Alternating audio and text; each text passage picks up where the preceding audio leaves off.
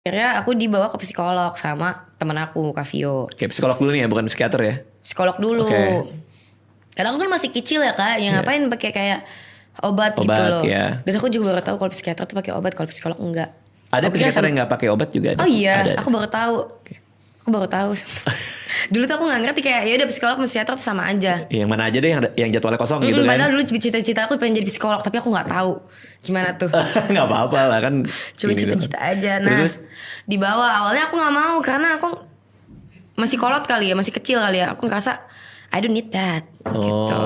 Tapi kakak Kanu yang Kak Vio itu kayak kasihan gitu loh ngeliat aku. Jadi kayak boleh nggak tolong nurut aja ke aku kan udah selama ini nemenin kamu nih, aku udah bayar psikolog ya, kamu udah tinggal datang aja, aku antar, tinggal datang. Oke. Tolong hargain aku.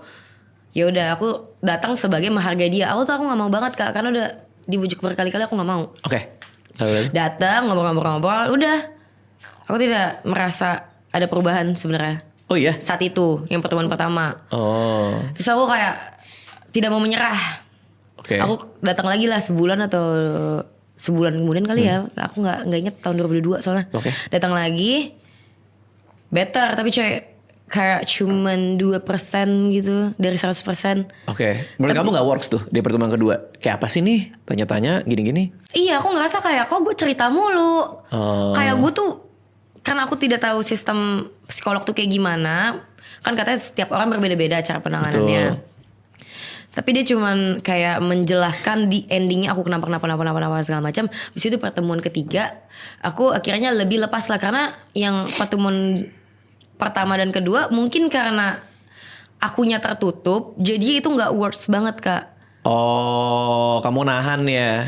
Aku saat itu jujur aku tidak merasa aku nahan. Tapi psikolog aku tuh ngomong aku tuh tidak tahu cara mengekspresikan kesedihan, I see. bahagia, lagi merasa kesepian. Aku tuh tidak tahu cara ekspresiinnya.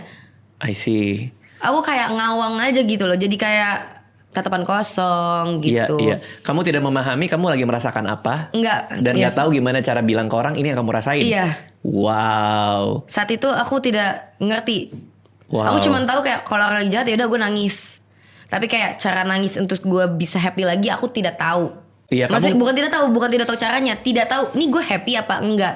Kayak soalnya di akhir sesi kamu merasakan apa? Aku bilang ya capek lah kan. Jawaban yang diharapkan tuh kayak ya aku ngerasa lebih lega dikarenakan aku sudah menceritakan ini. Diharapkan aku juga gitu. Aku malah menjawab capek karena kan habis nangis, capek, mataku sakit.